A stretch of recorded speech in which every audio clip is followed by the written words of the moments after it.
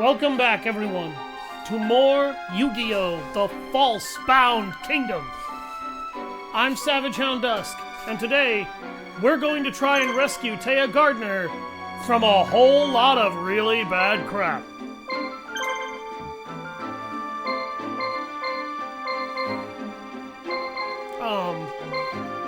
We put legendary swords on these guys because they're classed as warriors. He's classed as a machine, so he's not going to get a legendary sword. It's not going to help him anyway. I might just give Celtic Guardian over to Joey and temporarily take on Robotic Knight because I think Yugi could handle that.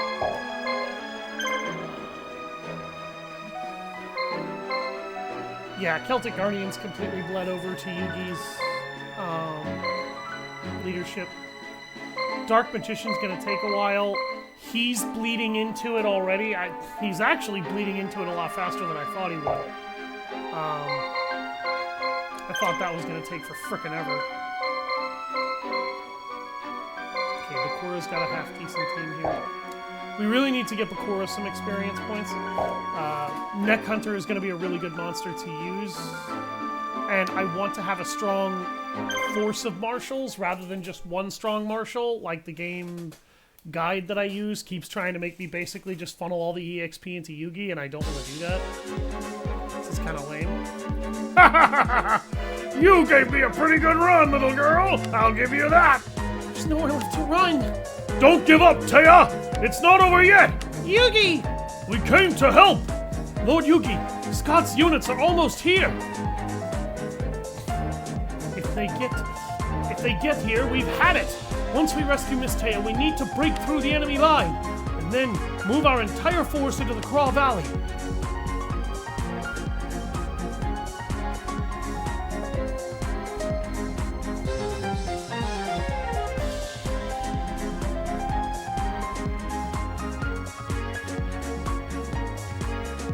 Alright.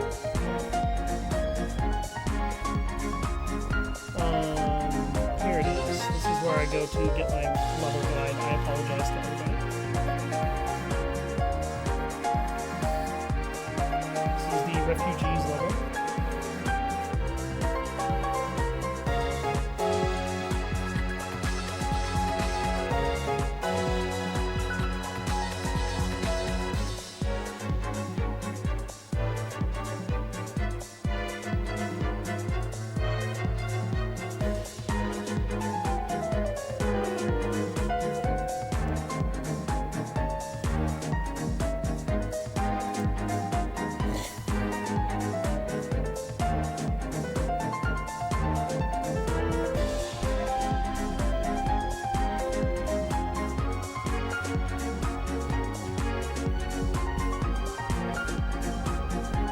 Okay, so,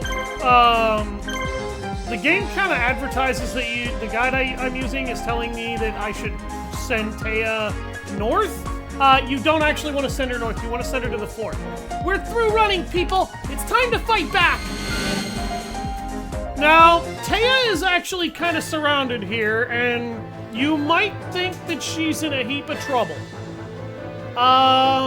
She's not in as much trouble as you think she is, but there is a bit of a problem here, and that problem is that the enemy has learned to start fusing monsters. Dancing Elf. And this winged eagle has polymerization on it. So we need to be really careful about that. We actually want to try and kill Winged Dragon first. Taya's team consists of Dancing Elf, I think that's Empress Judge, and Dunana Stark Witch. This is actually not a bad team.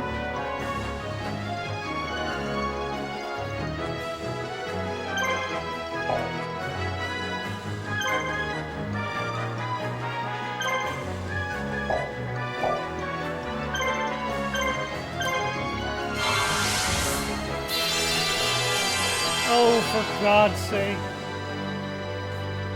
I really wish I had my moderator right now.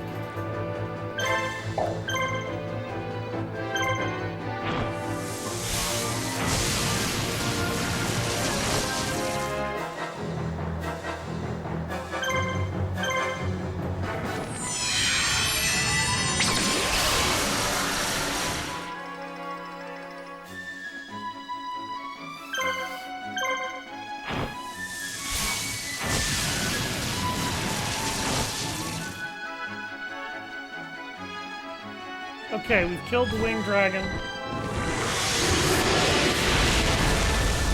Heat wave, ow.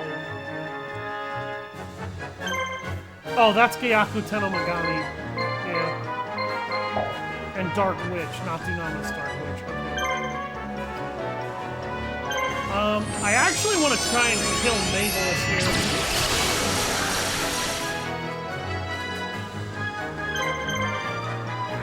You'll notice the Dancing Elf does not do a ton of damage.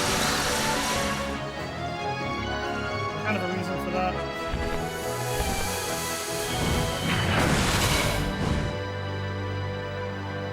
Ow! That hit really hard.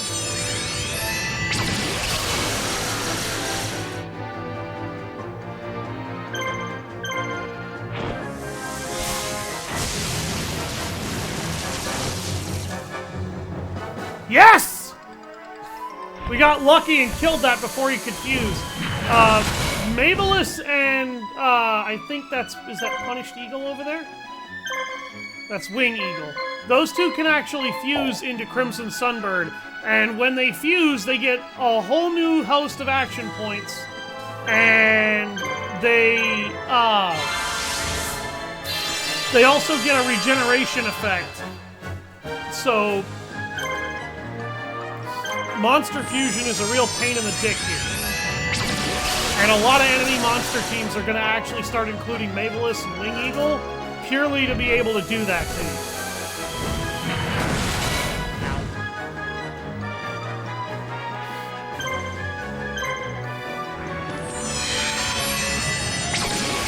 We're not going to be able to kill the Eagle in this particular engagement, but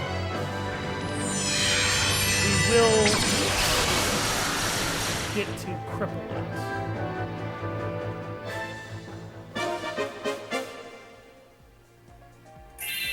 I was gonna say, is nobody gonna level up?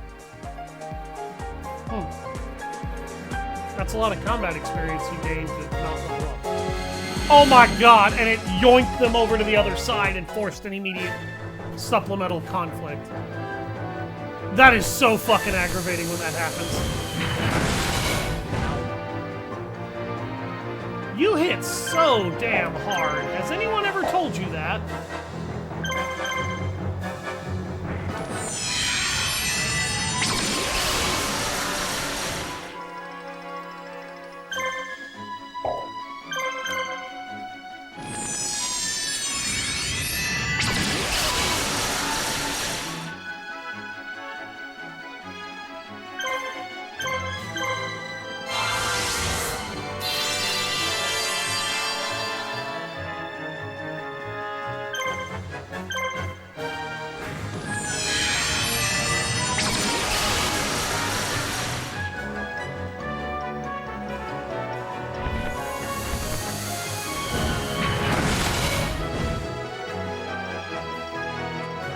Even Megami is taking a ton of damage, and Megami has very high defense.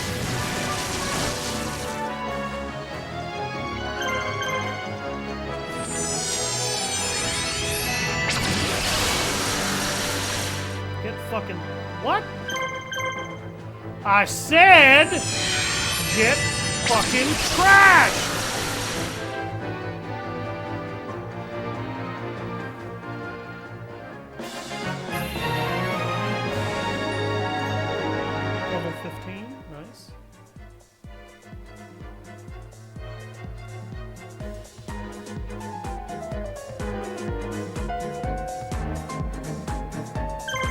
Berthomet and Gazelle, that one does a Chimera Fusion, that one does a Chimera Fusion. I don't know what fusion that one does.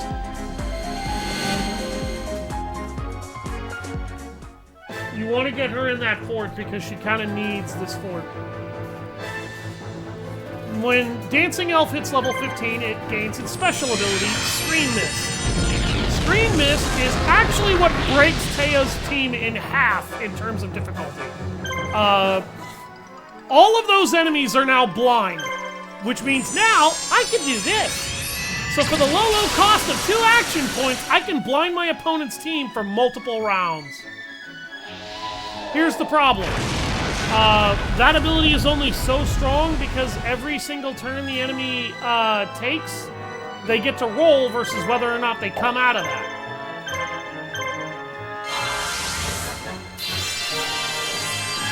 So that ability really only works as effectively as the game chooses not to give me what I need.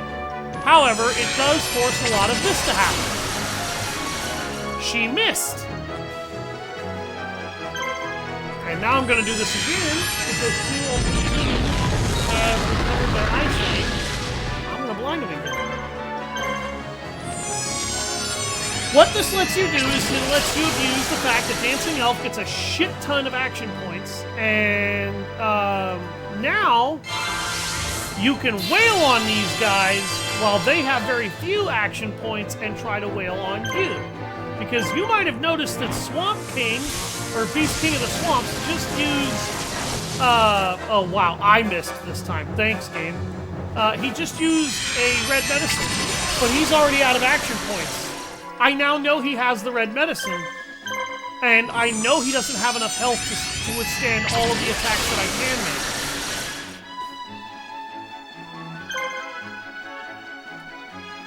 I'm gonna have Dancing Elf wait, actually, just in case.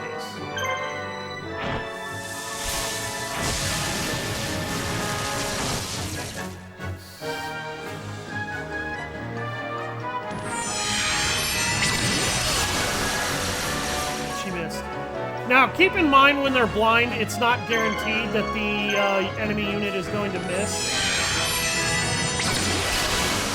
That's never a guarantee. That's just something that can happen. But it basically drops their accuracy rating by 80%. They will miss 80 to 90% of their attacks.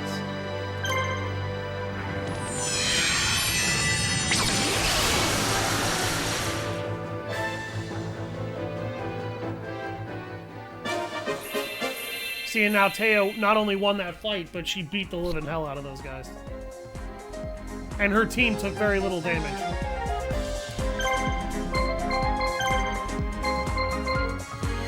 Fuck!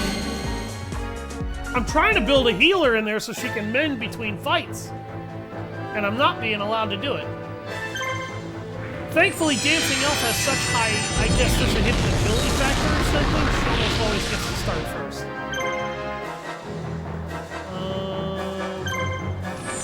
Let's do this.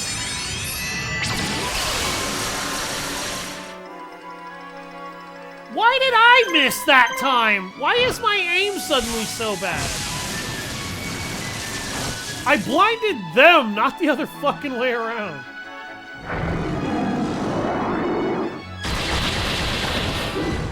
No damage.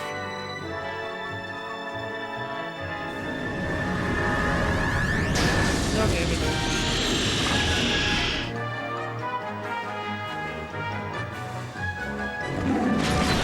No damage. You see that? That's 3 action points the enemy took. Completely wasted. Now I'm gonna heal my Dancing Elf to make sure that she doesn't get killed by a stray random instance of the enemy getting their sight back.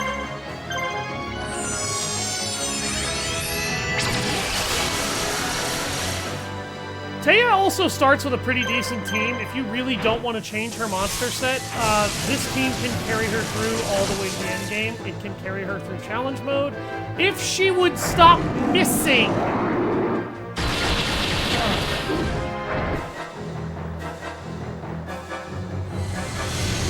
Polymerization, because they were running out of fucking... And they immediately get another turn. Yeah, right, okay. They were running out of action. And they just decided to use polymerization. Thankfully, I cast Blind. And it looks like they didn't get the HP regen effect that Crimson Sunbird gets, which is kind of strange to me, but whatever. She's gonna heal herself with a blue medicine, and now I know she has a blue medicine. I might have just enough damage here if nobody misses to take her out.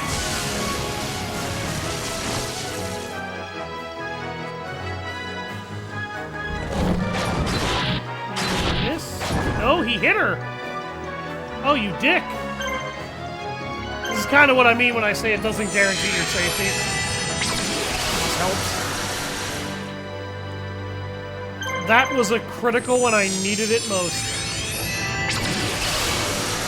Okay, how unlucky am I about to get here? He's guarding. He's attacking again. He hit her. Okay, so you've hit twice while you're blind, and then I lost the blind effect. And now he's just gonna beat stick her down. Okay, yeah, that actually felt very much like cheating. You did way too much fucking damage there. And got away with pretty much no misses at all.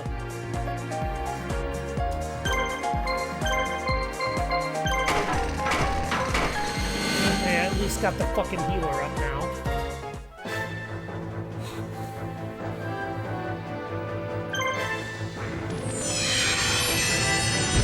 Okay, this is another Dark Elf King of the Swamps and Gate DT. Means there's probably another red medicine in that guy's pocket.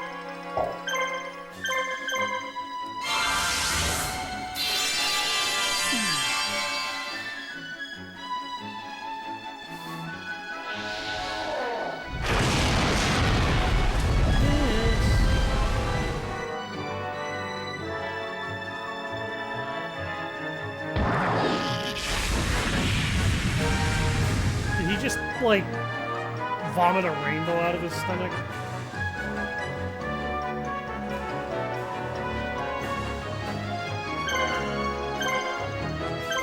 I'm just gonna have her heal herself twice. She took way too much damage in that last frickin' fight. And it was because of Chimera. You now see how powerful Monster Fusion can be.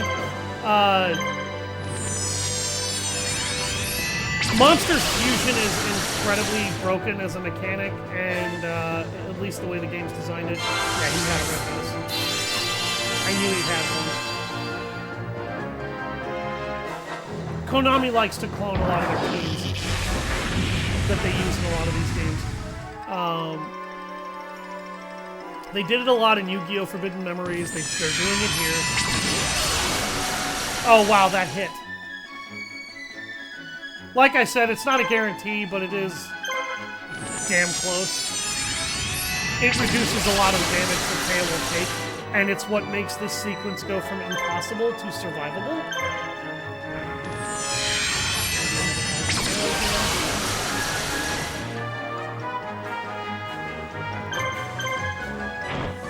Beast King no longer has action points, so taking him out is easy.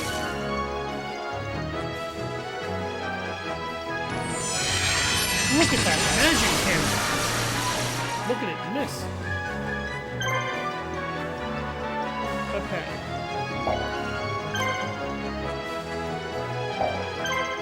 Okay. Is Megami gonna kill this guy?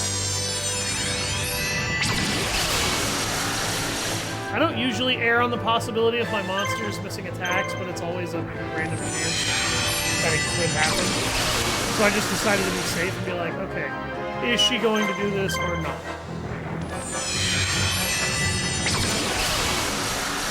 The status effect only lasts the duration of the battle, by the way. It does not continue outside the fight. So don't think about reapplying it just before the fight ends. Just think only about applying it when the fight is going on.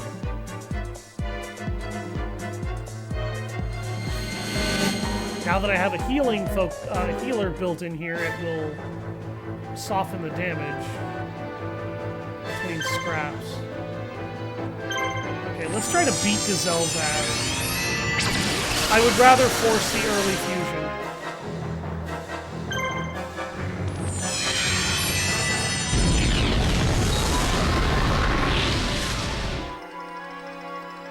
He's gonna guard. That does not hit.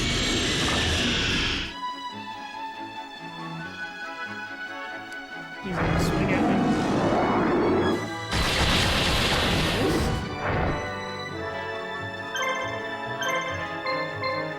Okay, Gazelle is the one with polymerization.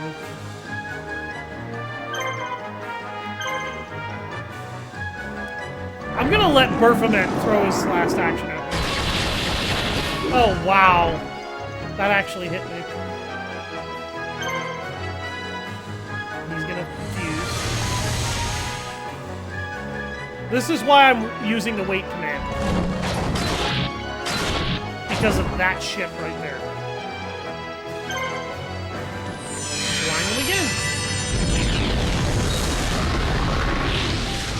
And now I have enough action points to be able to accommodate for what Chimera over here is going to pull. I wonder if I could just hit him. There's enough damage here if I don't miss too many of my shots. Did he not get blinded? He didn't. What? Or did he just randomly come out of it because I attacked him? That makes no sense.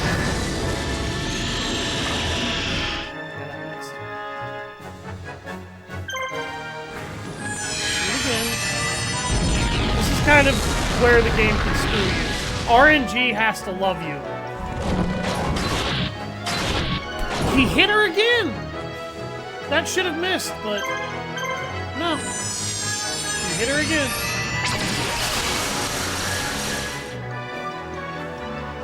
The game does not care.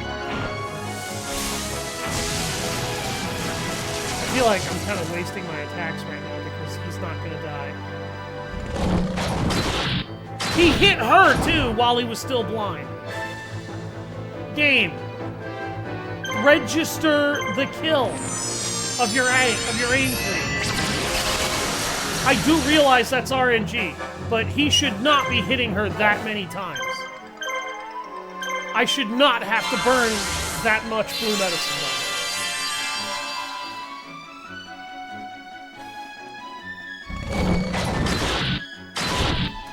on. He's scored 3 successive hits in a row while being blind the whole time. 4!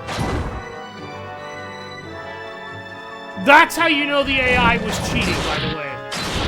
When he hits 5 times in a row and doesn't miss a single shot while he's blind, yeah, no. I'm sorry, the game is rigging the RNG somewhere. I can see it. I can see where it's dicking me over.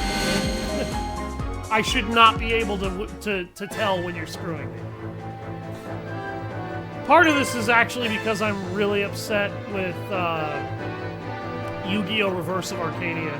Because Reverse of Arcadia definitely has a cheat engine built into the AI. And that's not arguable.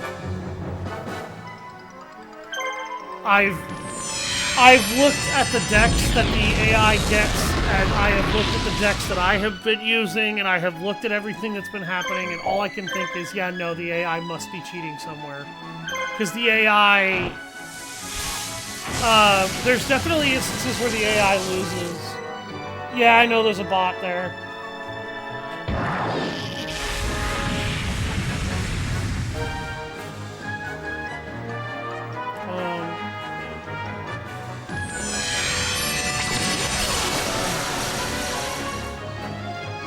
Yeah, and I can't get rid of it either.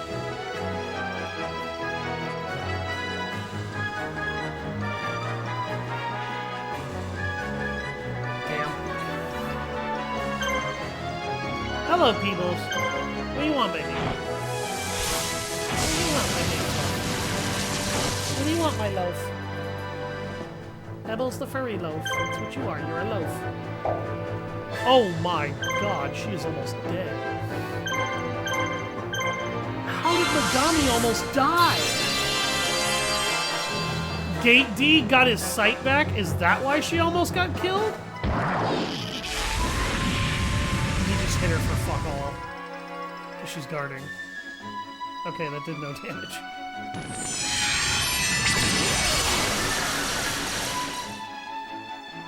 This worked out very differently when I played this originally.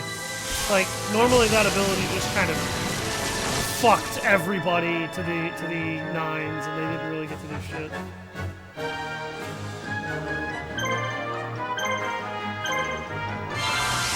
How we doing, Ruff?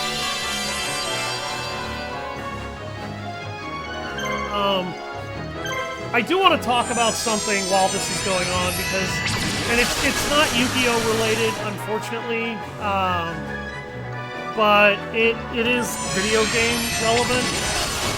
Devil May Cry recently got an anime made by a guy called Adi Shankar. Adi Shankar kind of exposed himself and had a mask-off moment on the internet. And by exposed himself and had a mask-off moment, what I actually mean is he was stupid enough to open his mouth and basically admit that the entirety of his anime was one giant political allegory. The reason why I never really considered Addy anything good or bad or whatever... Okay, I just missed 2 attacks in a row when I'm not blind. Game. What the hell are you doing? And he made the mistake of opening his mouth and then saying that he really is responsible for trying to revive a franchise that kind of sucked, and he fixed it. And number 1, no you didn't. No you didn't. Number 2, some guy who was a fan of the anime and never played any of the video games opened his mouth on the internet too. I don't know who he is. I don't want to know who he is. I am not here to dox people, but I am here to tell you, I'm sorry, bro, but you're kind of a dumbass. Because he opened his mouth from the perspective of, people are entitled to their opinions, but people shouldn't absolutely trash can opinion a animation just because it's not more accurate. First of all, the anime isn't just inaccurate to the lore.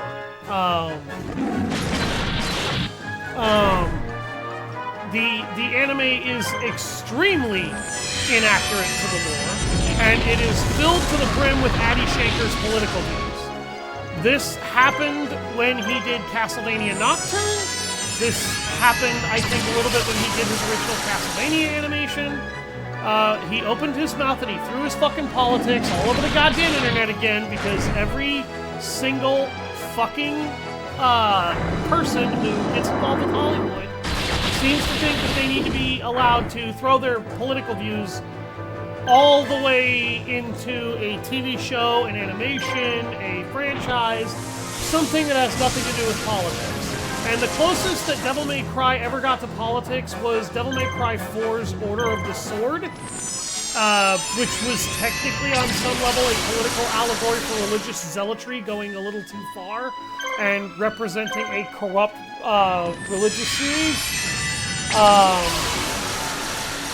I had not heard he was making a Duke Nukem anime, but with the way he's talking, even that's not going to fly. And I'll say this, the Devil May Cry animation definitely has moments where it's semi-redeemable in terms of what happens. But one of the things he's tried to say is that Lady is not a different character. Things are being shown that flesh out more of the character and make her look more interesting and deep. That was a blatant ass lie. Lady is an annoying, bitchy, pain-in-the-ass, douche bitch girl boss in that animation. Lady is easily the most irredeemable character in there. And she also suffers from Mary Sue syndrome, because Dante beats the shit out of regular humans constantly, but whenever he gets into a fight with Lady, something happens that allows her to either keep up with him, keep up with super elite demons of Bakai that butcher her teammates, and turn them inside out like they're made out of tissue paper, and she overpowers and gets the upper hand on Dante not once, not twice, but 3 times. A guy who is faster than she can blink, a guy who is stronger than she will ever be, a guy who is faster on the draw with reflexes than she could ever possibly become.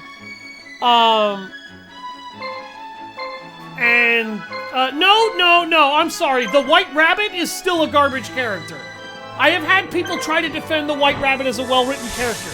No, he fucking is not. And he is not well-written because politics are involved with the justification of his character arc.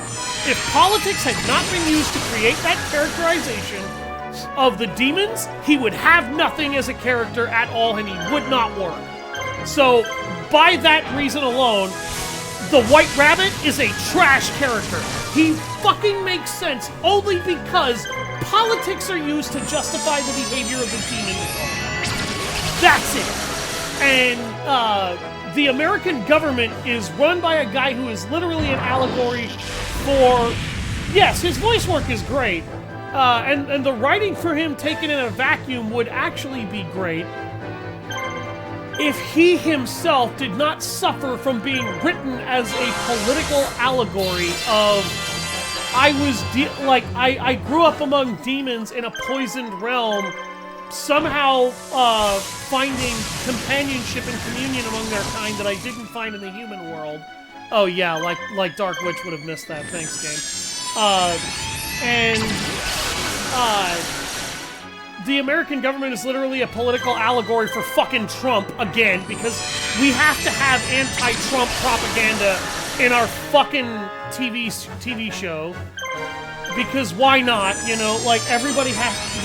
The fucking theme of Hollywood is shit on Trump and call everybody racists and incels. And that's all Hollywood's been doing for the last fucking 10 years. And... frankly, I've had enough of it. The American government is literally an allegory for Trump and religious conservatives. That's literally what it is. And Addie Shanker confessed to this online and tried to act like what he was doing was perfectly fine.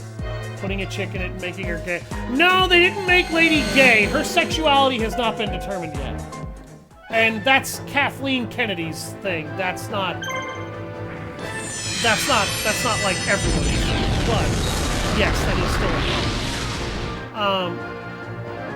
Where I lose my temper with this bullshit is this is nonsense that for the last 10 to 15 years now, Hollywood has been pushing because Hollywood wants to try to drive wants to drive what it calls progressivism. And progressivism has nothing to do with video games. It has nothing to do with most video game franchises. It has nothing to do with the success or failure of a company. Progressivism is a political view. And that changes what the hell that means every single fucking time you hit a new generation. What is progressivism? I don't know. Because nobody fucking knows. Why does nobody fucking know? Nobody knows because progressivism changes. Modern politics believe currently that being progressive means not hating on gay people. Well, nobody really hates gay people that much anymore. There's still anti-gay sentiment in certain circles, don't get me wrong, but the vast majority of the population doesn't have a problem with gay people. It's also don't be racist and don't be sexist. The vast majority of the population I originally thought wasn't either of those things. However, it's kind of hard to argue that the vast majority of the population isn't sexist when people try to sit on the internet and debate what a woman's place is, and more than half the time, a lot of the men that seem to be acting like women are best in the kitchen and best in bed and best out of politics and best kept ignorant are men who are religious conservatives. That kind of invalidates the view that the vast majority of the population isn't sexist. Well, it's a mess. But the reality is that none of that matters, because that's not really my fucking opinion that I want to take on this. What I want to say is, Adi Shankar took Devil May Cry and used it as a fucking political allegory standpoint. He used it as a political platform when he created his TV show. Adi Shankar did that to create a political allegory. He did not do it because he liked Devil May Cry. He did not do it because he liked video games. He did not do it because he cared about reviving a dead franchise. He didn't even fucking do that for Castlevania. He did it because he wanted to turn it into a political shitpost. Isaac from Castlevania OG is in fact actually a fucking political insert. And I hate that because I like the way that Isaac was written in the Castlevania animation. But Isaac should not have been written that way because Isaac was originally Wallachia. He was originally Transylvanian. Here's the thing. If Devil May Cry does not predominantly feature, contain, or function on politics, why are you pushing your political views into it and then making the show all about politics whilst trying to lie to people and say, oh, but that's not what I did. That's exactly what you did, Addy. And if you had just been honest about it, I think the backlash for it would have been what every other Hollywood agency has had from it. I don't think it would have been quite as bad as it's gotten now, but it definitely would have been pretty heavy. You still would have deserved every bit of backlash and shaming you got, and you still deserve all the backlash, hate, and shaming you've been getting, because you told everybody this was going to be a fan-made show for fans of the franchise. That's not what this show was. This show was a political allegory where Dante's a himbo, Lady's an irredeemable bitch who unloads curse words like Eric Cartman from South Park in order to try and sound like she's tough and edgy, and really all she sounds like is that she's a right C word, which I cannot say on the internet without potentially losing my attempt at monetization. Lady is the most irredeemable character out of everybody in the series. President Armstrong Vice President Baines is kind of up there with some of the most irredeemable characters in terms of writing. His writing is terrible because it's obvious from moment one that he's a political allegory, and that all he's there to be is a political allegory. And it's also obvious from moment one that the demons are meant to be who you're supposed to sympathize with, and the humans are meant to be who you're supposed to hate. Because humanity is a piece of shit in this show. Humanity butchers a bunch of demon refugees that come in out of nowhere just to what they believe is stop an invasion. But they do it because a giant monster follows a bunch of refugees into the human world, and they don't even fucking know what it is. And they don't know who's good, who's bad, or what. And then the White Rabbit's excuse for basically being the fucked up sadist that he is that tragedy of watching all of those refugees get butchered by guns and humans caused him to believe that he needed to become a terrorist in order to find the Sword of Sparta and tear down the veil between Makai and the human world. Well, here's the thing. He's supposed to be trying to save all of the demon refugees of Makai from that. From Mundus and Mundus' corrupt, polluting, evil rulership. Well, if that's what he's supposed to be doing, I have 3 questions. 1, why is he trying to tear down the veil from Sparta that Sparta created and expose the entirety of the human side of the world, of the realms, to Mundus rule? Because Mundus now has to die because of what he would do if he were to succeed. 2, why is he not trying to move refugees in and manipulate political figures and leaders in order to be able to push the political envelope to try and accept demons and try to get refugees into human populations where they could be accepted and appreciated and understood? If he was actually trying to do things like that, I don't think I would care. I genuinely don't think I would care. But that's not what he's trying to do. And because that's not what he's trying to do, to me, his plan doesn't make any sense because he's exposing the entirety of the human world to Mundus control and Mundus's rule. Yeah, why would you do that?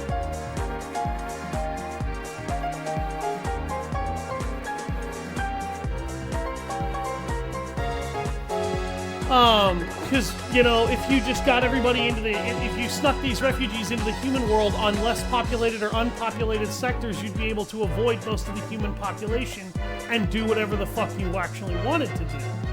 That would make fucking sense.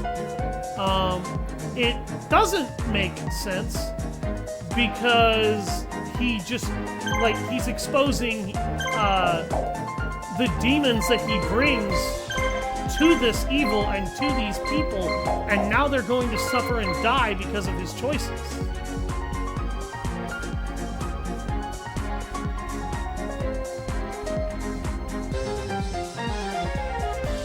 Lastly, and this is kind of why the White Rabbit is a terribly written character,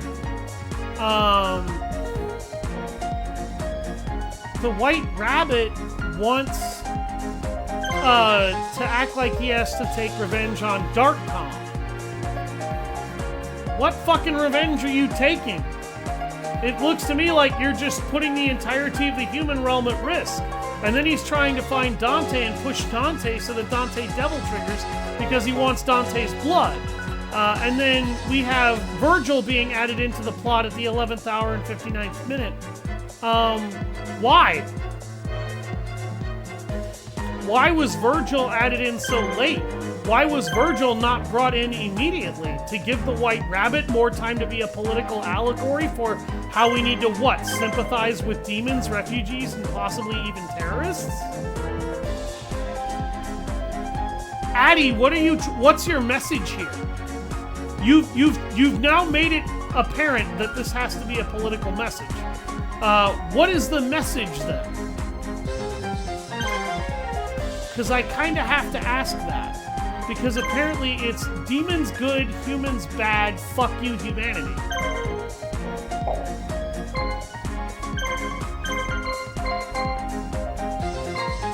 Dungeon Worm, Monster Tamer, Cybersaurus. It's interesting that Rare Hunter is...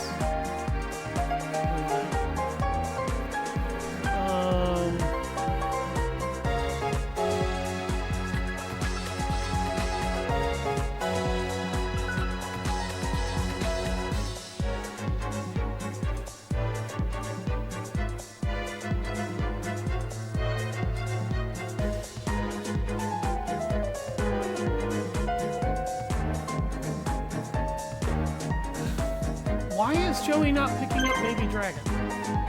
I'm looking for Baby Dragon.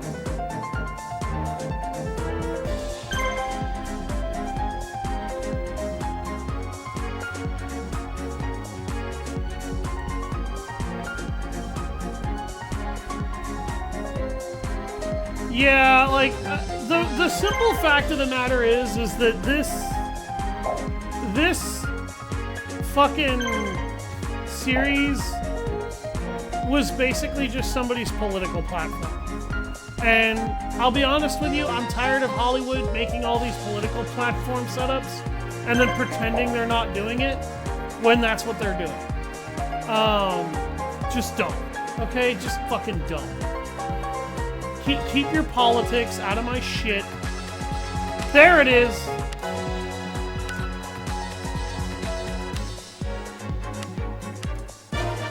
Baby Dragon has joined your forces.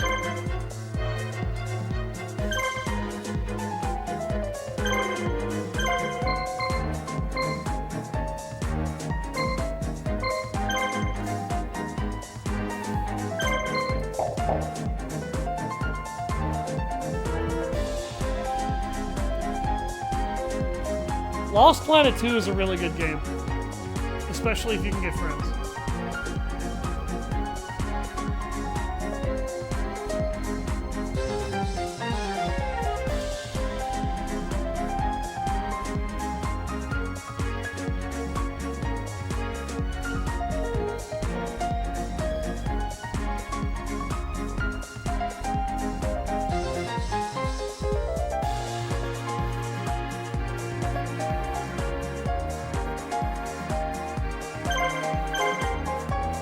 I'm gonna let Joey take a swing first.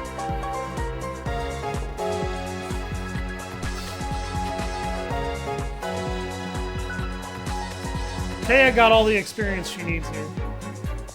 All the Lost Planet games are good. Even 3 is actually a good game. The mech combat mechanics in the game suck ass. I'm not gonna even pretend to lie about that. Everything else about 3 is actually pretty decent. The combat, the gameplay, the way it moves. It's not bad.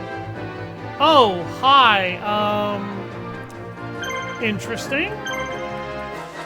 I'm just gonna wait until all these characters attack. One of his minions respawned right when I got Joey in here. Fucking rude.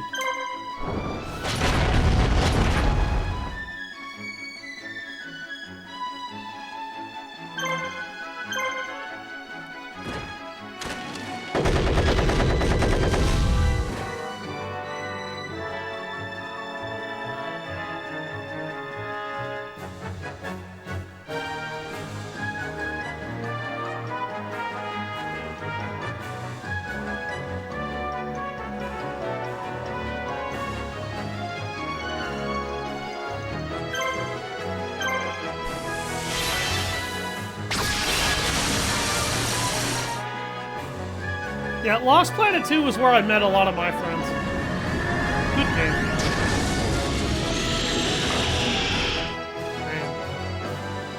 Man. I miss those days. Troy, bro, if you ever watch this,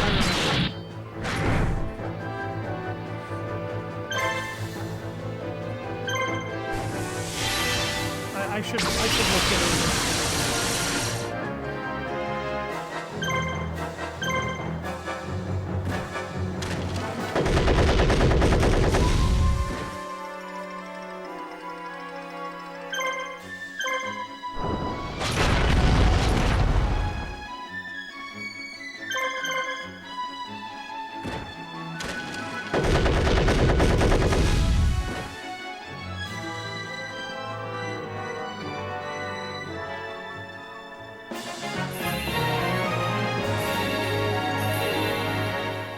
Damn!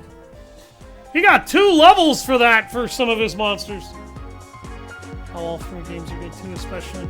I think 2 is arguably where the game hit its peak.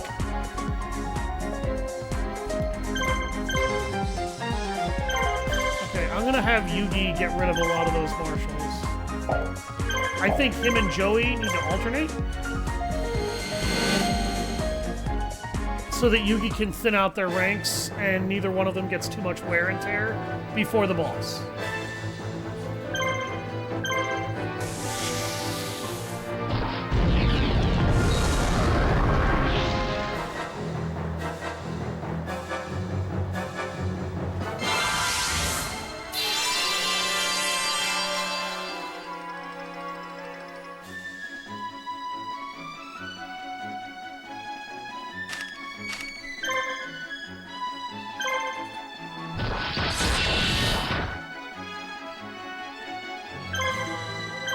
Dark magic attack!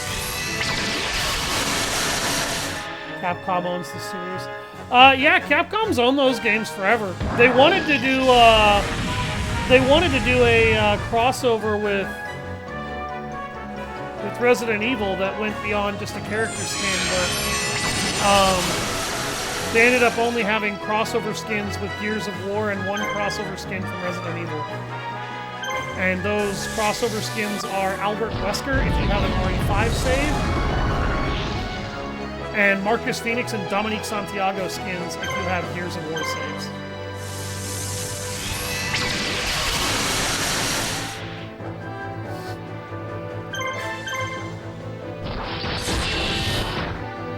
I wish they would actually bring that back.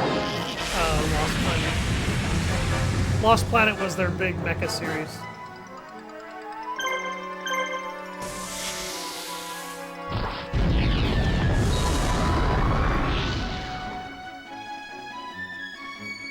Damn it!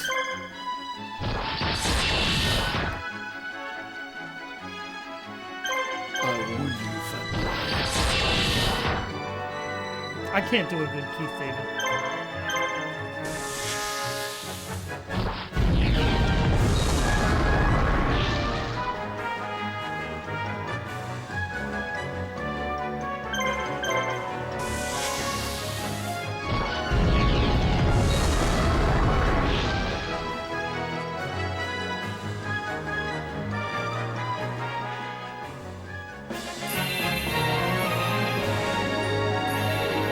Dark Magician leveling up more again. Good to see, good to see. He needs to get more action points. Lost Planet is a really, really good game. Anybody who has not played Lost Planet 2, you are doing yourself a disservice if you love co-op third-person shooters. Particularly if they have giant monsters.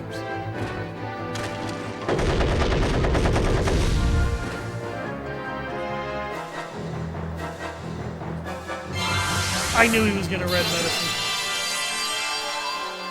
I pushed him to do it on himself. I didn't want him doing it on one of the hardier members of the enemy team. God damn, these two hit hard. Man, giving your soldiers some legendary swords is not a bad idea.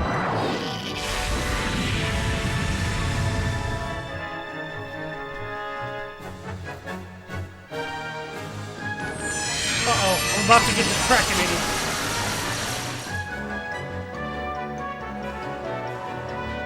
Oh my god! Game, can I move now? Game! Game! Thank you! Die! I did not want him healing them. There we go. Joey's monsters don't have a lot of action points right now, so I kind of got to be frugal where I can.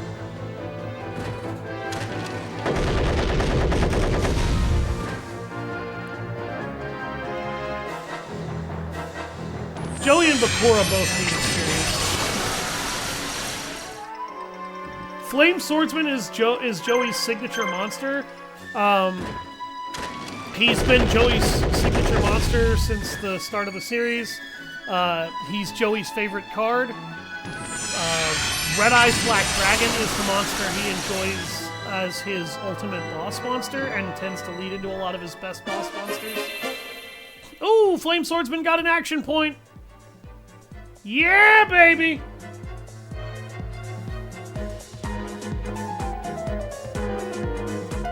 I'm actually going to back up for a second. I'm going to let Joey take out another one of these guys. Or finish that guy off, actually. So Joey has Red Eyes Black Dragon and Yugi has Blue Eyes? No! Kaiba has Blue Eyes. Yugi has Dark Magician. Yugi's signature monster is Dark Magician.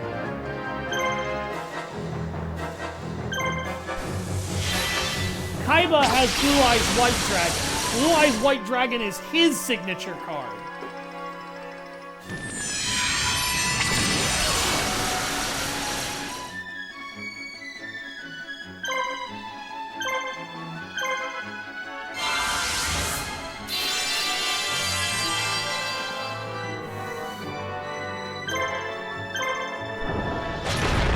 Joey somehow has Red Eyes.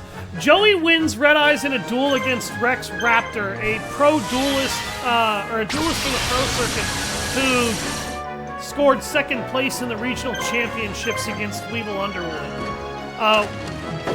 Rex bet Joey his Red Eyes that he would win if he won the duel they had. In exchange, if Joey lost, Joey would have to give up his Time Wizard, because Time Wizard beat Mai last time. And Rex wanted the edge. Well, he lost that duel to Joey from Time Wizard, and Joey won the Red Eyes Black Dragon. And the Red Eyes kind of became Joey's signature creature after that, because a lot of Joey's cards ended up being built around three specific monster archetypes. Gearfried the Iron Knight, Flame Swordsman, and Red Eyes Black Dragon. The vast majority of his cards are oriented around those three.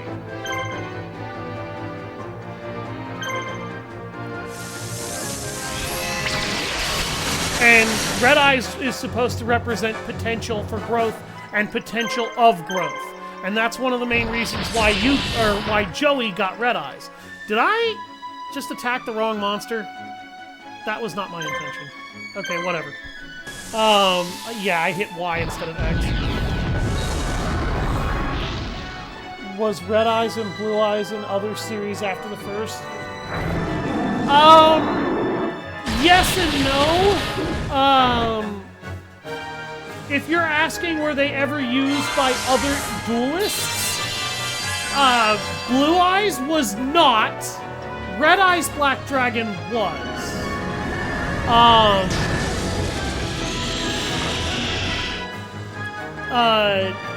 Red Eyes Black Dragon continued to get successive support, and so did Blue Eyes White Dragon. But Blue Eyes White Dragon was always ever seen as only Kaiba's monster, and in the lore of the world, it had only 3 copies, and Kaiba never let go of it. Blue Eyes is in the motorcycle. No, you're thinking of Stardust Dragon. That's Stardust Dragon you're thinking of. Because the motorcycle series is 5Ds, and the signature monster of the protagonist of that show is Stardust Dragon. And if you look up Stardust Dragon does look kind of similar to Blue Eyes. He has a pretty similar color palette, but if you look up both side by side, their appearances are markedly different. But you're thinking of Stardust Dragon. Blue Eyes White Dragon is Kaiba's monster from the OG anime. And Blue Eyes White Dragon is meant to represent power and destructive capacity, which Kaiba very much is a person of power and destructive capacity. You were watching 5Ds, which is neat that the main character had to get his card and ride back. Yes, 5Ds is a very good Yu-Gi-Oh anime. The original Yu-Gi-Oh series is on Tubi. I recommend it if you can get a hold of it. The successor series GX is also on Tubi. It's okay. It's a very different flavor. If you like that flavor, great. More power to you. Awesome. If you don't like that flavor of Yu-Gi-Oh, I understand. GX is a little bit of a different flavor. It's much more lighthearted. A little bit, I will say, with very heavy air quotes, a little bit like Yu-Gi-Oh! Zexal. However, GX actually isn't shit. Zexal is shit. Zexal is fucking awful. The one Yu-Gi-Oh! Franchise or anime that I recommend you never watch is Zexal. The original is my favorite. It's what I grew up on. I'm pretty biased to it. Take that with a grain of salt, I guess. GX is good. 5Ds is really good. Zexal sucks ass. Zexal is just trash. I'm sorry. Zexal is like unabashed trash.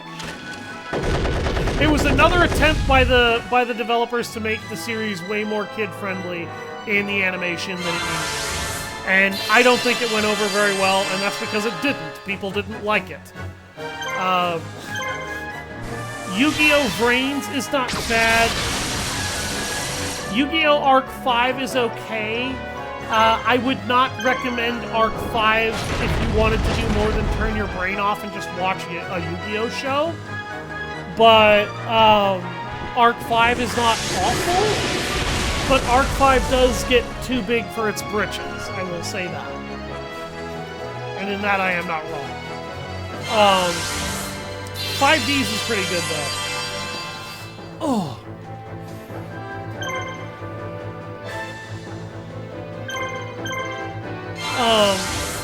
But Red Eyes Black Dragon is Joey's signature monster. It was pretty much always seen as his monster after he first gets it. It's not used by any other duelist after him until Yu-Gi-Oh! GX.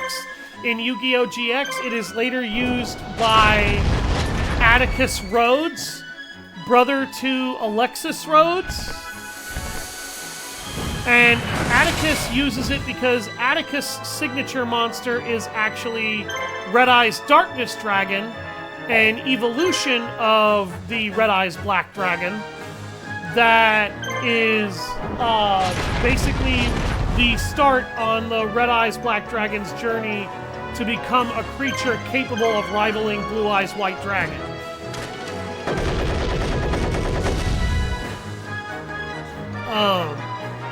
And it was largely done to showcase some of the additional support cards that Red Eyes was starting to get throughout the series.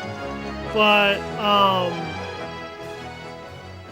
yeah, no, Red Eye's Black Dragon was used by Atticus Rhodes in order to show off the Inferno Fire Blast support spell, the Red Eye's Black Chick support monster, and the Red Eye's Darkness Dragon evolution. Because Red Eye's Darkness Dragon is an evolution of Red Eye's Black Dragon. And then it kind of starts the lore on Red Eye's Black Dragon that inevitably sees Red Eyes become Red Eye's Necro Zombie Lord Dragon. Because Red Eyes... I don't remember specifically what happens. Red Eyes gets into a fight with, I think, Blue Eyes and a couple of other creatures, and it gets its ass beat by Blue Eyes. Like, Blue Eyes beats Red Eyes to shit in this knockdown drag-out they have in the lore. And Red Eyes, desperate to regain its strength, its body falls down into the underworld, where a lot of the undead monsters are. And it absorbs the miasma of the undead world, and its flesh is resurrected into Red Eye's Zombie Dragon. And then Red Eye's Zombie Dragon gets into fights with the Underworld Lord. And the Lord of the Underworld monster, I can't remember what the name of the Necro King is that he fights, but the Necro King takes Red Eye's Black Dragon's eye as a prize and then sticks it in his staff. And then Red Eye's Zombie Dragon becomes Red Eye's Necro Dragon. I'm talking about what, like, the personal story of the monster. This isn't something that happens in the animation. He literally becomes Red Eye's Zombie Dragon. Like, Red Eye's Black Dragon gets a lot of different support. One of the different supports that he gets is Red Eye's Necro Dragon, or like Red Eye's Zombie Dragon. He also becomes Red Eye's Black Metal Dragon. You cannot defeat Master Scott. Surrender at once. Yeah, that's not going to happen, Rare Hunter.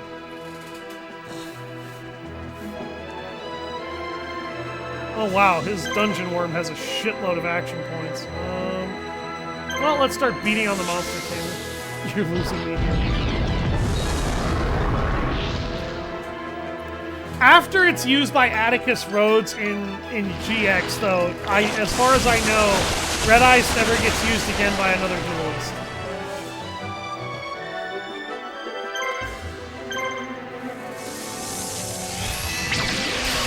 But Atticus uses it to show off Red Eye's Darkness Dragon, which is supposed to be one of its supreme forms. Arguably, the best version of Red Eye's Black Dragon to date is Red Eye's Darkness Metal Dragon.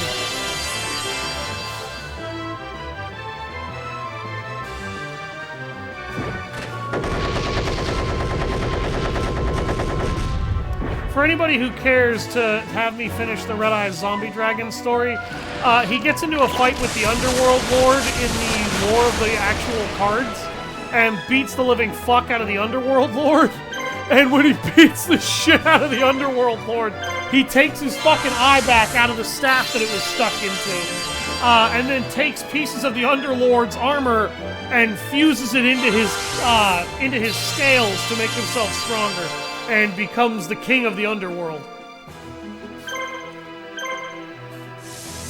And he becomes Red Eye's Necro Lord Dragon. So Red Eyes does get his own throne. He takes over the realm of the undead. He becomes a zombie king of dragons.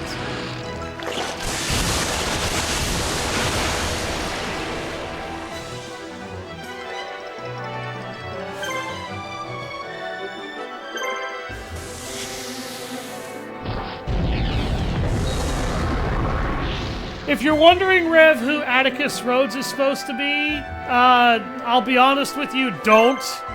Atticus Rhodes is a character. He exists to be a family member to help flesh out one of the side characters, Alexis Rhodes. He's not really an important character beyond the first season, where he turns out to be one of the 7 Shadow Riders, who are the antagonists of that season.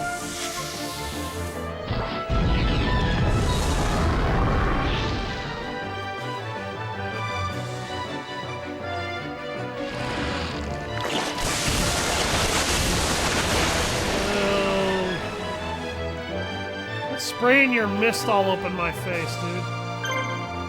Your fucking nastication.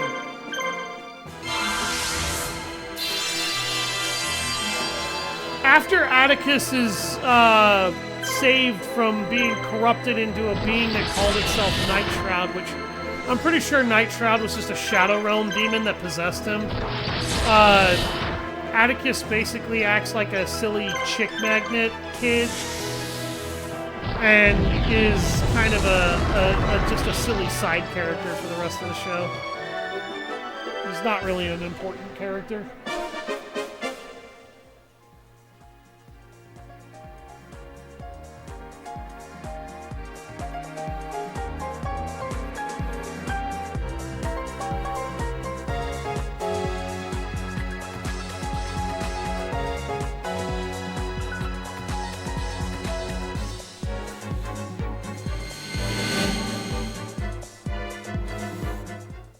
But Atticus' signature card is literally Red Eye's Darkness Metal Dragon, or Red Eye's Darkness Dragon, not Darkness Metal.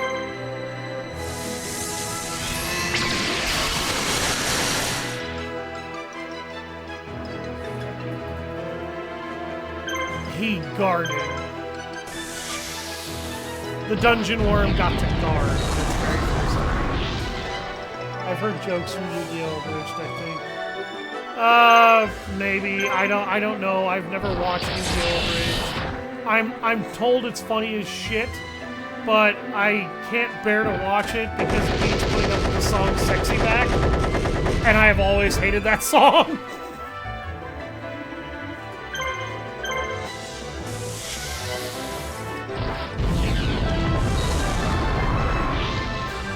Because it becomes Duke Devlin's theme song in the Abridged series.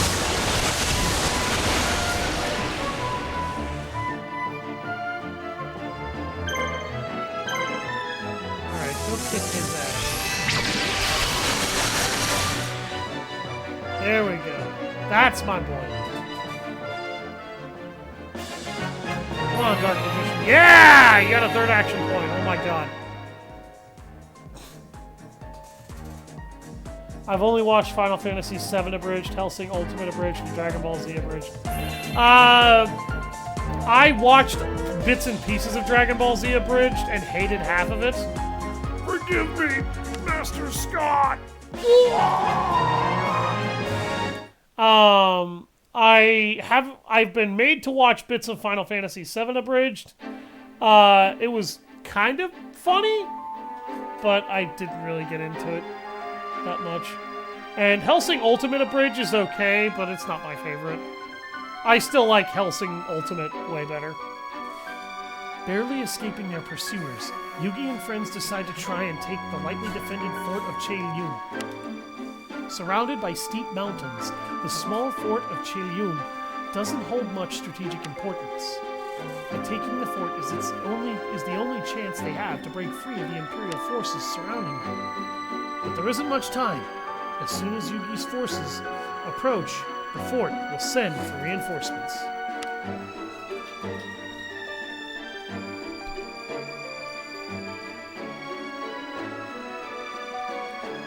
Yugi needs to take the fort before reinforcements arrive.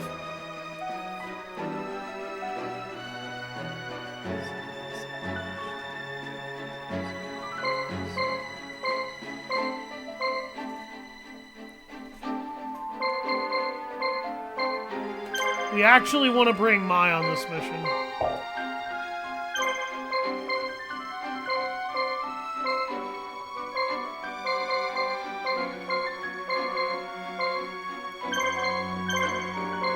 I'm gonna bring Bakura. He kind of needs points too.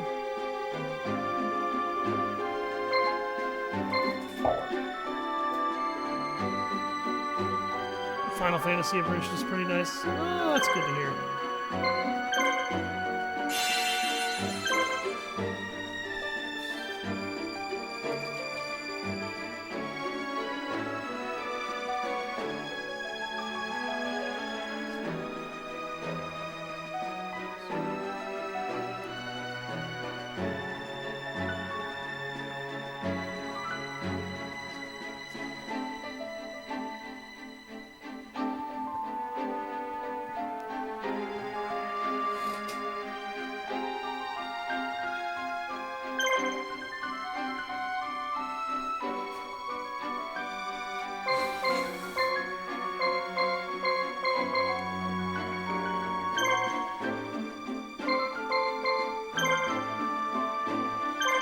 Fuck, I don't have any...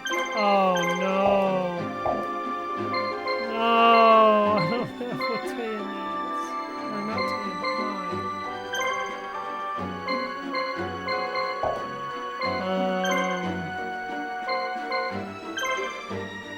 No. Bring Mystic Horseman back.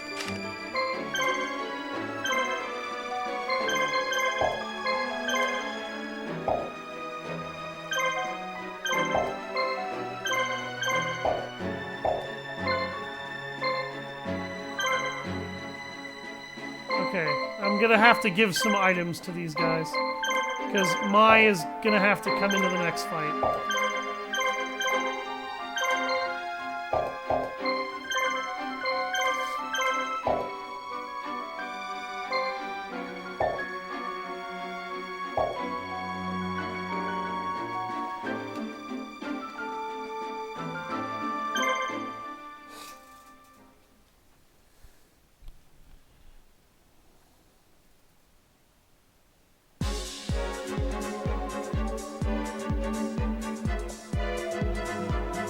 What? Are you telling me the resistance is headed this way? Quickly, tell Master Scott to send us reinforcements immediately! Yes, sir! The commander of Fort Chelium is a Tenza, former mage of the Imperial Order. Tenza is a marshal. He will be strong. We should be able to take the fort quite easily.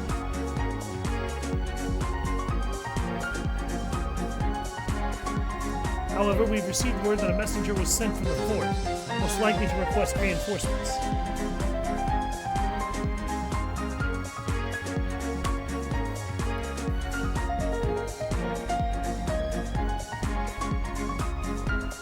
If the reinforcements get here, we have little hope of winning.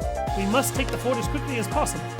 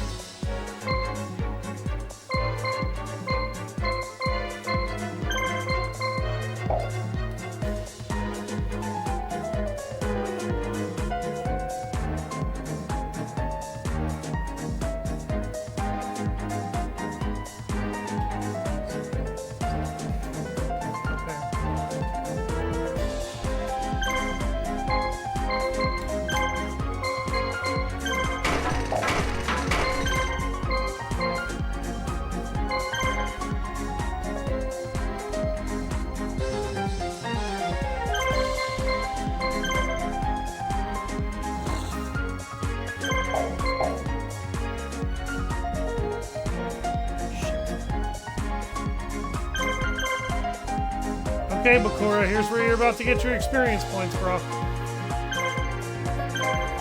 Oh, hi. Zanki. Oh, Jesus, one of them has a bunch of books of secret arts. Oh, no. That buffs spellcaster damage. Oh, shit. Well, that might be a problem. Alright.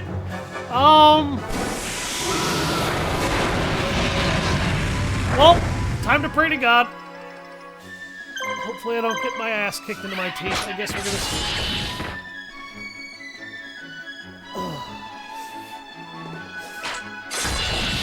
Shredder. These guys don't hit very hard.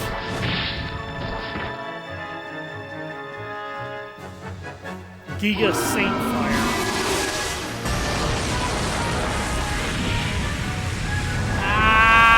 Ow! Wait a minute. That didn't do as much damage as I thought it was going to. What the fuck? I'll cut you, son!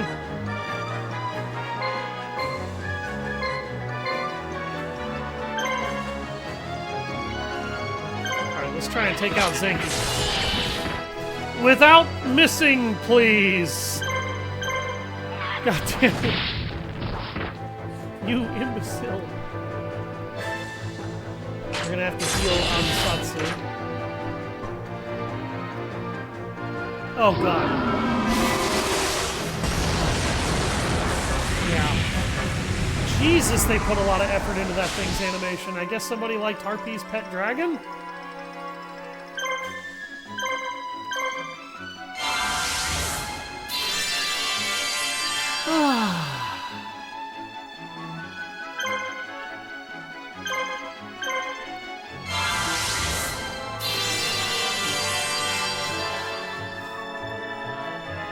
I know a couple of the Final Fantasy VII abridged jokes made me die laughing, like the Lawless Wisdom Barrett sequence. How Barrett is wigging out on Lawless Wisdom. Oh wow, that missed.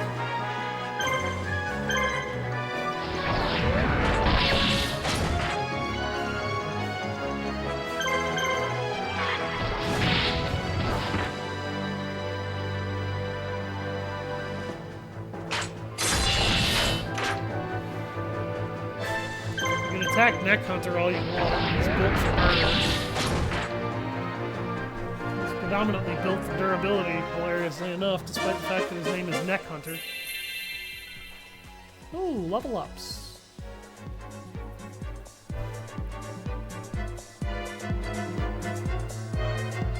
The funniest sequence to me for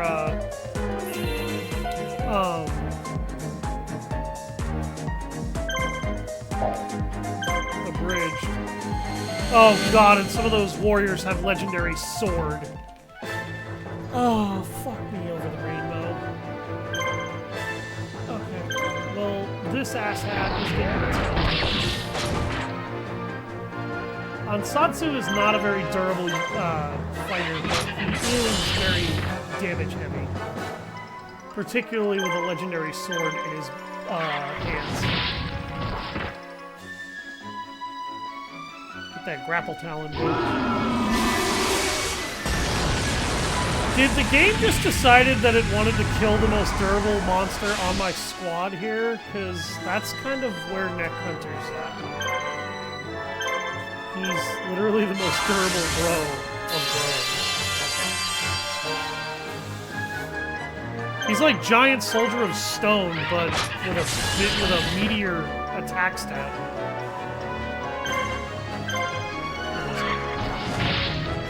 And more action points.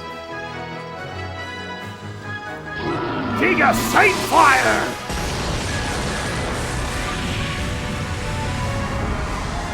Strobe lights. I should probably put an epilepsy warning on this fucking episode. Jesus Christ, my eyes. Ow.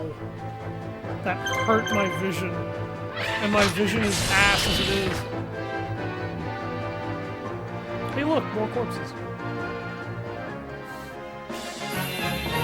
Oh wow, Ansatsu got another action point. Kick ass. Dude. Oh shit. Hi. Can I help you? You with your,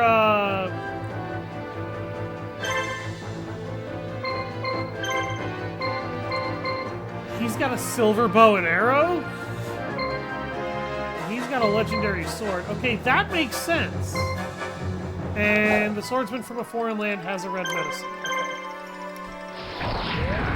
Found your medic! And now he is dead. Oops! How many action... Wow, he only had 3 action points. It's actually kind of sad.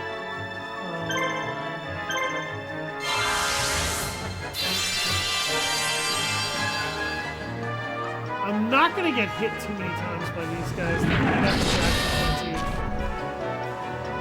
Jesus.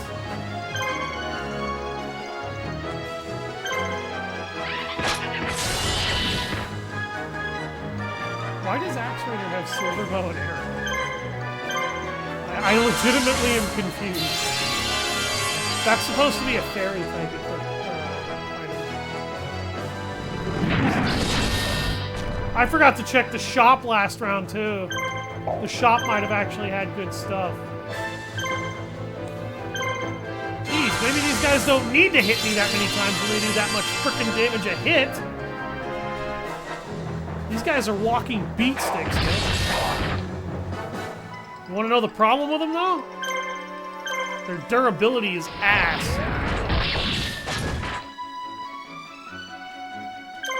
Neither one of these guys is going to take too many hits.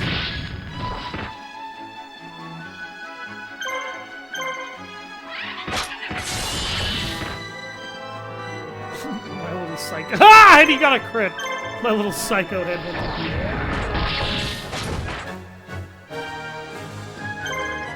I think Ansatsu actually might kill here.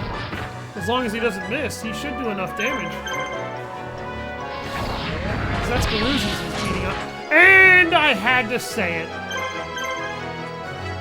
Fuck you, man. No, you get the hell out of here.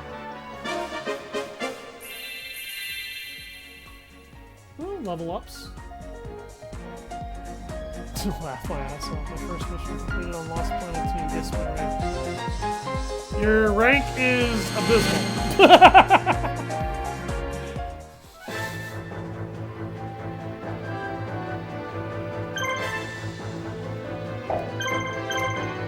Okay, they have a Tau the Enchanter who's been boosted to the 9s with attack power from the Book of Secret Arts. Or Enchanter. They have an Aquamador who has received the same buff, and a Dragon Piper who has received the same buff. Okay, the Dragon Piper is fucking worthless. Tau is a problem, and the Aquamador is a problem, but none of them have good action points. Let's try and kill Tau. He's basically a glass cannon. None of these guys have healing items. ASS. Oh god, I remember that.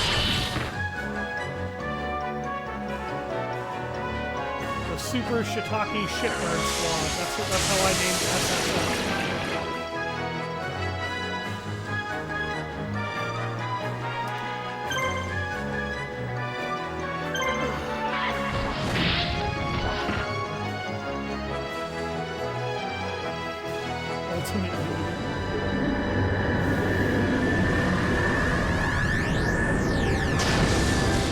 Ow. Jesus, that did a lot of damage.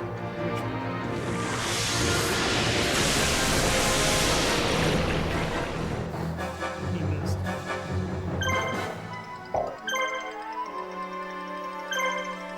Die!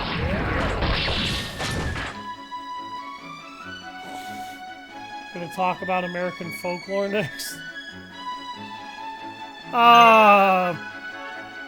Where did that come from?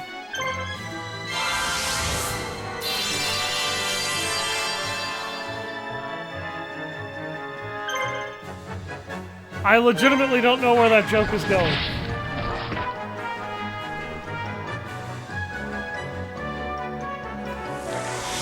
Been watching a bunch of like, what mystery? Oh, no, my Ansatsu, no! God damn it, he would... No! No! They killed him! They killed my Ansatsu! How dare you murder my killer ninja! He was 2 days to retirement! God damn.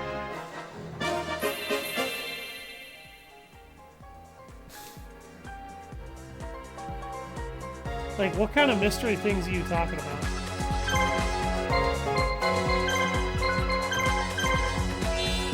Yeah, that cost me. Medicine, Goblin Secret Remedy, Bigfoot, Max Headroom, TV hijacking in Chicago, Little Green Men. I don't know how to help you with any of that shit, to be honest. Bigfoot's just an urban legend. He has been for years. The Max Headroom TV hijacking, I have no fucking idea what that even was. Little Green Men is just what I think is stereotypical. Oh, hey, aliens talk for a lot of conspiracy theorists. Shank!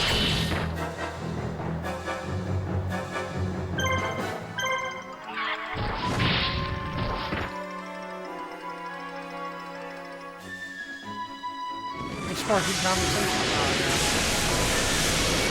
Ansatsu, despite being a really bad monster in the actual TCG, he's not part of the ninja archetype of monsters, but I guess I could talk about them. They were a deck that specialized pretty heavily around flip effects for quite a while. This odd video of Bigfoot. Also old. You're not giving me a lot to work with there, Jimbo. I'm sorry, I can't really work with almost no info. What? 8 damage? What? You shikaka! Get dropped. I missed the guard because I was looking away. It's my fault.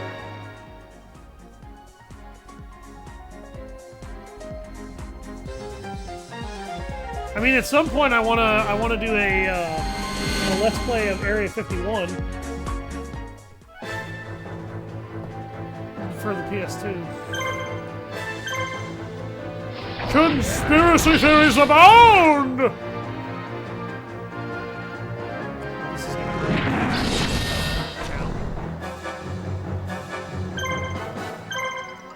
Cut his head off. Good boy. Get a ninja run in Area 51. No, sadly, the game doesn't let me do the cyborg ninja thing. I wish it did.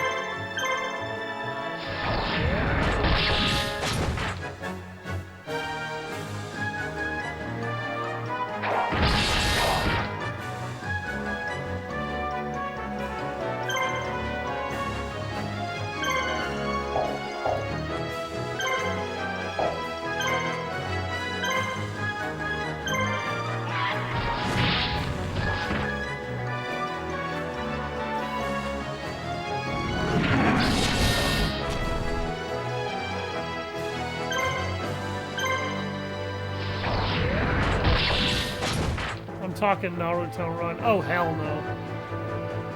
Just no.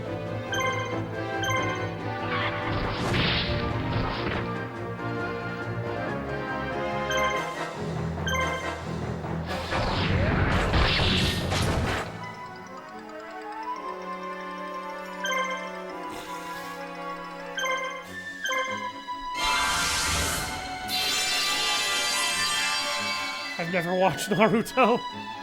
I have. It's okay, I guess.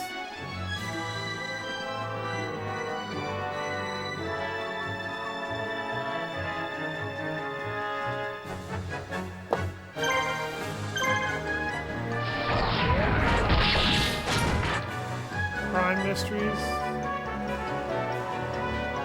Oh! If you got one on your mind. Neck Hunter got another action point. He can now keep up with the rest of the team.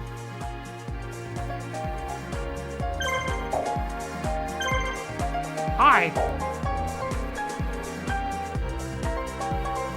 These Shikakas.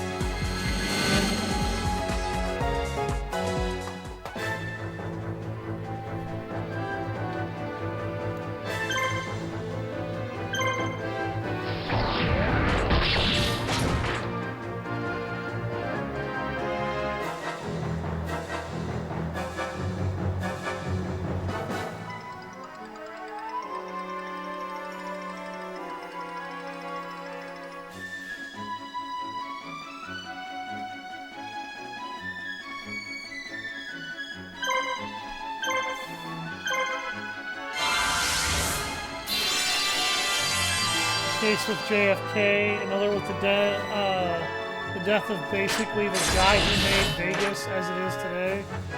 I don't understand the former, or excuse me, I don't understand the latter. The case of JFK, they finally caught the man who murdered him, and we all know why the murderer of JFK took so long to find. That's not a mystery. He was going to do things that was going to decentralize a lot of the power the government has now and fix a lot of the broken bullshit that the government caused over time. Because he was going to fix a lot of that, the government had him killed. Nobody can prove it, but that's why it was done.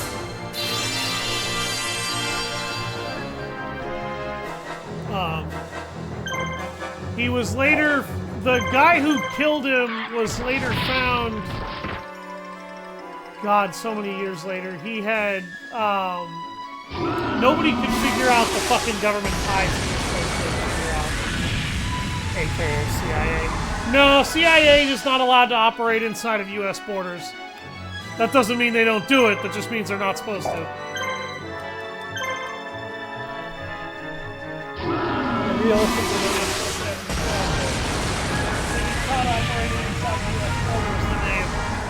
Violated the laws about how they're supposed to function. If they get caught, oh, I didn't know what he was doing. If they don't get caught, oh, well, you didn't find out about it then, did you? The other's a man called or nicknamed Bugsy Seagal, mobster who turned Vegas into the casino capital. I don't know anything about Bugsy.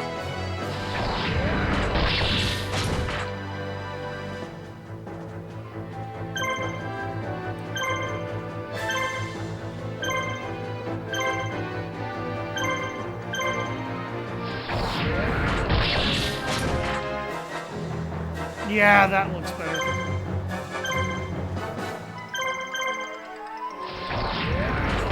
Yeah, like him I don't know enough about mobsters, I guess. I really should know more than I do for how much I like to talk about crime stuff and make jokes about it. Neck Hunter, you're gonna redeem yourself right now. Yeah, that's what I thought, you dumbass. You're a tad young to even know about it. Yeah, I kinda am, because mobsters was well before my fucking time.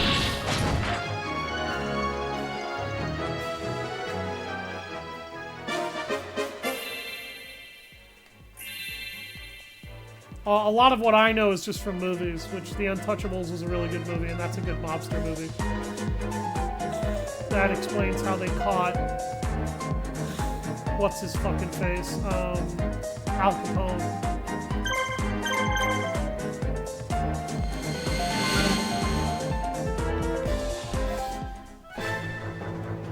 Sean Connery and the crew of people he worked with in that movie, very, very great actors.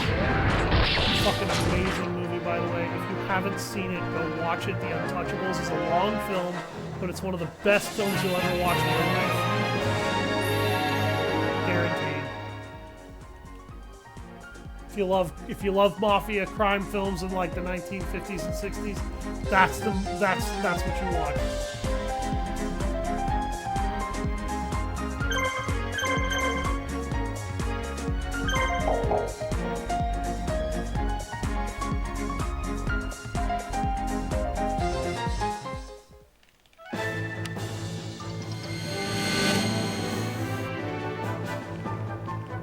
Video series I watched is neat with what's covered. Ladies and gentlemen, I introduce you to one of the 3 pieces of the Gate Guardian, the head Sangha of the Thunder!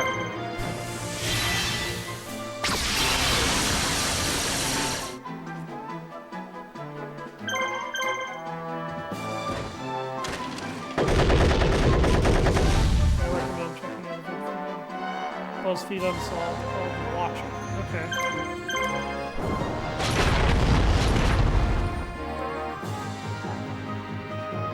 Thunderpoint Blast.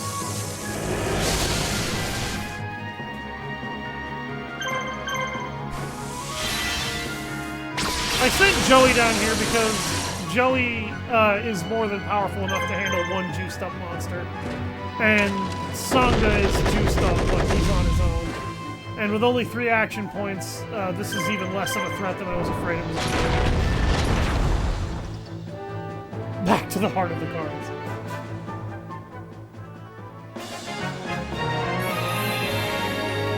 Joey got a level up that unlocked a lot of bonuses for him. There we go. Sangha of the Thunder has joined your forces.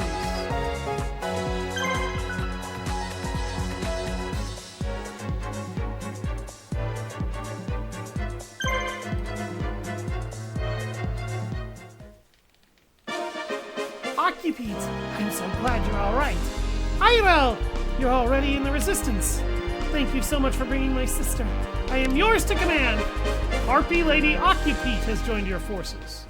If you do not have Harpy Lady Iroh in your army when you go find that Harpy Lady down there, and it has to be Mai who gets them, you will not be able to recruit her. So make sure Mai has Iroh in her party when she goes down there.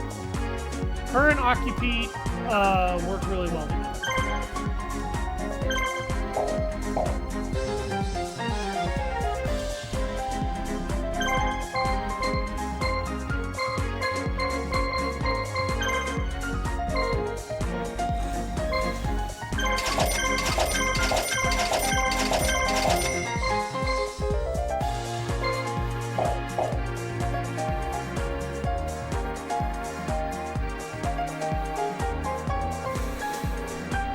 I think once I complete this mission, that's going to be it for the stream. I just don't have enough time to be able to do more. And I can't stream tomorrow because I have to work 10 to 6:30, so I'll be working late. Atenza has Giant Mech Soldier, Launcher Spider, and Cyber Soldier. Okay.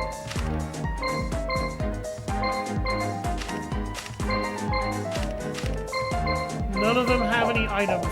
Okay, Atenza is the worst boss we've fought so far. If you're wondering who High Mage Atenza is, by the way, he's the Mountain Mage boss in Yu-Gi-Oh! Forbidden Memories. That's where he first appears. This game in the game would qualify as an augmented reality game, right? Yes, it would. Wow! They're already here! Well, go get them! Protect me from these rebels!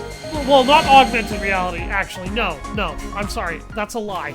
It's, what it is it uploads your brain into a virtual computer simulation. So not quite augmented reality. That's the, yeah, no, I kind of lied when I said that, by mistake. Why, Luigi? Oh, God. Nintendo, Waluigi, and Smash Wen.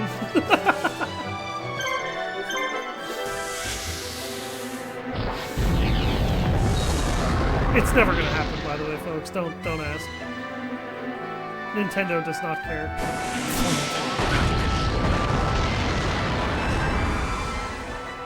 Giant Mech Soldier and Cyber Soldier of Dark World pretty much don't actually have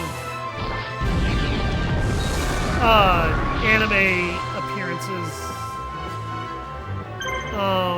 Launcher Spider does as one of Bandit Keith's bigger heavy hitters, but neither is Nintendo not suiting people. Not like what Sword Art Online is. Actually, this would be much more akin to SAO than it would be anything else. Sword Art Online is not a bad way to compare it. And yeah, Nintendo has kind of gone off the crazy deep end. They got took over by corporate moguls who don't play video games, don't care about video games, and don't want to care about video games. So Nintendo is about to start making... Nintendo is going to become a Japanese EA. I don't want to say it. I don't want to think it. I'm sorry that I said it, because Nintendo was a decent company for the longest time, but Nintendo is about to become a very, very bad place to be if you are a gamer. I wish I didn't have to say it, but I do. And that's because Nintendo keeps making very, very bad video game decisions when it comes to being consumer-friendly.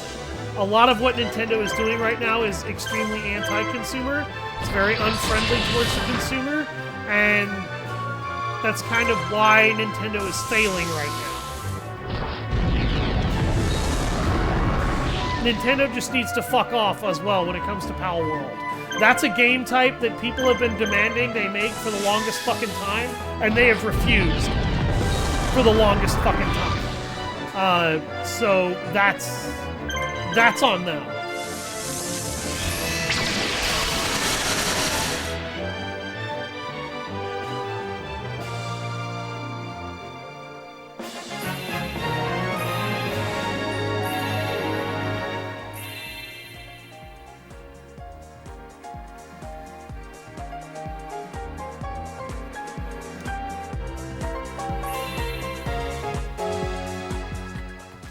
Chelyum was liberated! That was a mission that was so brief and small that if it didn't include Harpy Lady and Sangha of the Thunder, I would have honestly mistaken it for padding. Having shaken off their pursuers, Yugi gathers his remaining forces and begins their counterattack. I want to point this out. Our forces... So, the game is focused on Maria Den. We were over at Chelyum. Okay, and I know I'm pointing at the screen and you guys can't see that, but we're like half the fucking continent away from where we just retreated from and stole so that we would be able to have a defensive position against the Empire. So this game does not understand keeping you where the fuck you're supposed to be. Scott's massive army is harried by Yugi's nimble units and begins to show signs of fatigue. They are fewer in number, but the powerful and courageous resistance should be able to confront Scott's forces. They plan to lure Scott into the Maria Den fields and then crush him once and for all. Spoiler alert, that's not how this goes. I'm not bringing Fizdus, I'm bringing Mako. I don't regret that at all, by the way.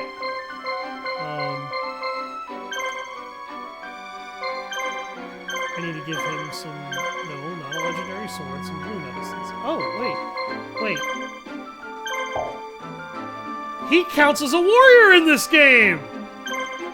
That's hilarious, because I believe he counts as a beast in the actual TCG.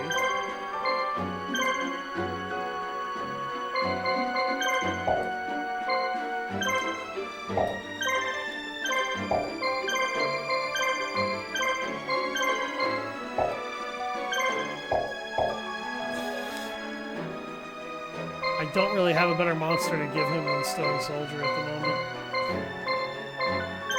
Actually, that's slightly a lie.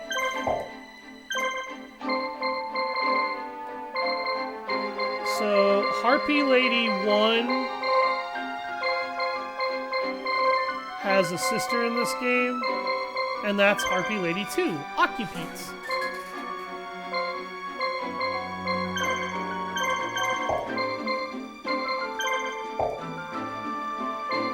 And you will notice that Occupete has very similar stat lines to her sister. We really need to actually train mine. I haven't really trained her, that's why her monsters look so bad.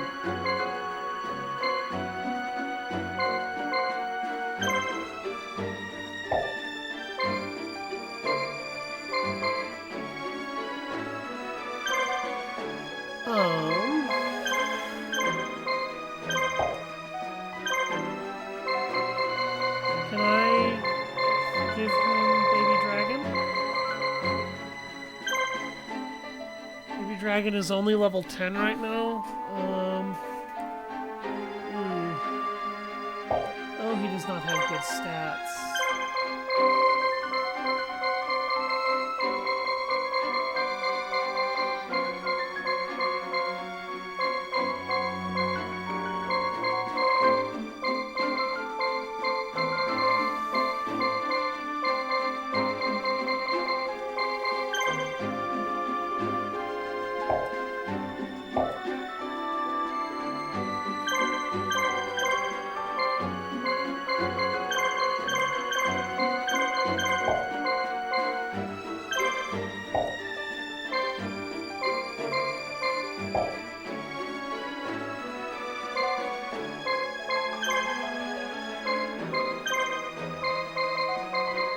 Actually,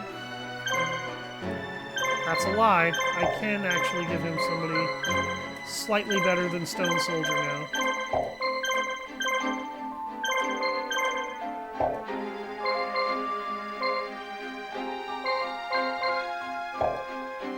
There we go.